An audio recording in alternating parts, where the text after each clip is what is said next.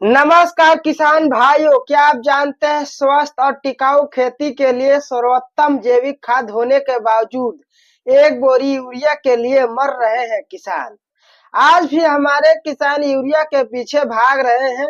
एक बोरी यूरिया के लिए घंटों लाइन में खड़े होते हैं, लेकिन क्या यह सच में हमारे खेतों का भविष्य है?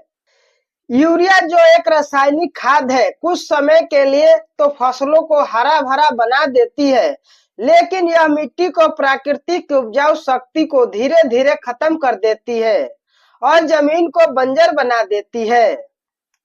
मिट्टी की उर्वरता बढ़ाने और फसलों की वृद्धि को बढ़ावा देने के लिए सदियों से जैविक खाद का उपयोग किया जाता रहा है।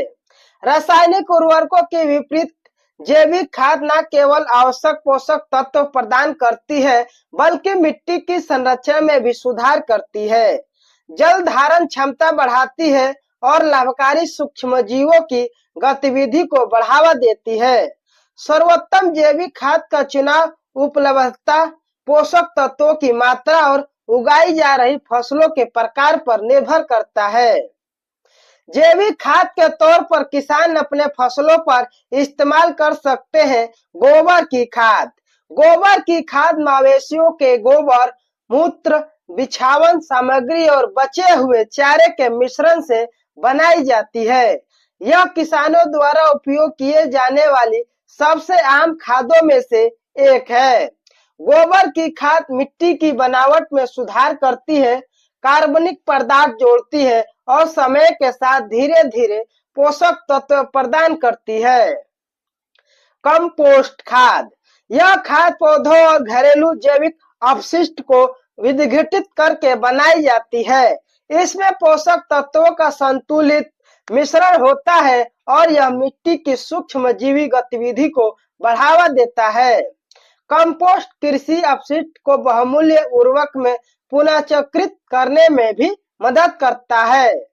हरी खाद, हरी खाद सनई, लोबिया या ल्यूसर्सन जैसे फलदार फसलों को उगाकर और उन्हें मिट्टी में वापस जोतकर तैयार की जाती है।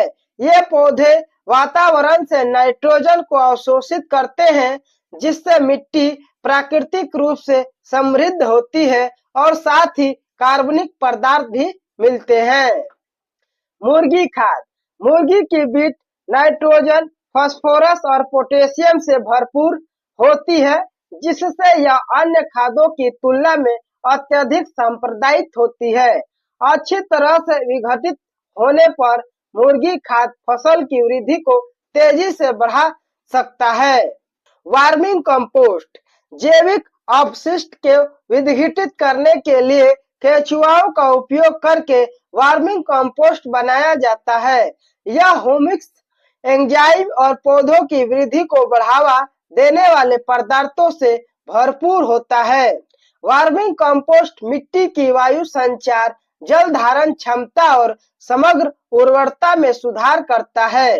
फसल अवशेष और कृषि अपशिष्ट खाद, मक्के के डंठल, मूंगफली के छिलके और गन्ने के कचरे जैसे फसल अवशेषों को खाद में विघटित किया जा सकता है। उचित रूप से खाद बनाने पर ये पोषक तत्वों को पुनः मिट्टी में पुनर्चक्रित करते हैं।